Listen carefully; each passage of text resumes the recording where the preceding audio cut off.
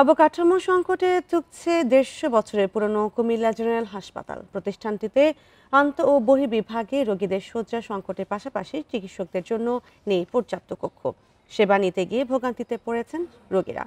Civil surgeon জানালেন, হাসপাতালটির উন্নয়নের জন্য স্বাস্থ্য মন্ত্রণালয়ে আবেদন করা হয়েছে। বান্ডেল থাকলে প্রতি সেনমানিতে টাকা বাঁচবে। বিকাশ সেনমানি বান্ডেল কিনে জিতুন প্রতি লেনদেনে। কুমিল্লা চ্যারিটেবল ডিসপেন্সারি নামে যাত্রা শুরু হয় 1845 সালে। মুক্তিযুদ্ধের পর রূপান্তরিত হয় 50 শয্যার হাসপাতালে, যার বর্তমান নাম কুমিল্লা জেনারেল হাসপাতাল।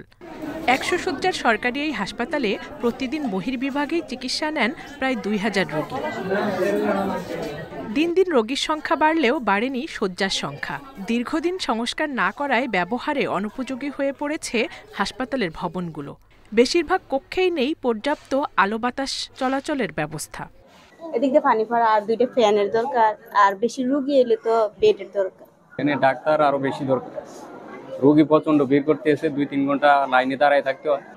সার্জারি, অর্থোপেডিক্স, ইএনটি ও মেডিসিন এই 4টি বিভাগের চিকিৎসায় দেয়া হয় একটি কক্ষে, আর বহির্বিভাগের 2টি কক্ষে বসেন মেডিসিন বিভাগের 9 জন বিশেষজ্ঞ চিকিৎসক।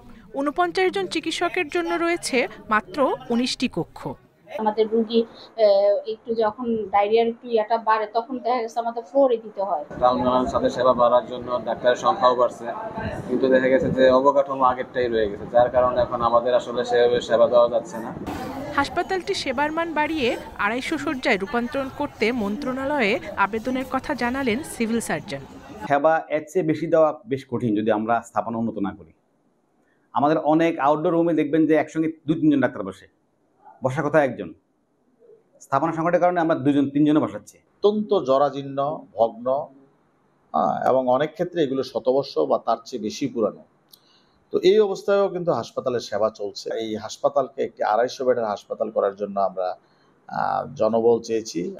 সম্প্রতি হাসপাতালটির উন্নয়নের দাবিতে মানববন্ধন করেছেন স্থানীয়রা। Independent news.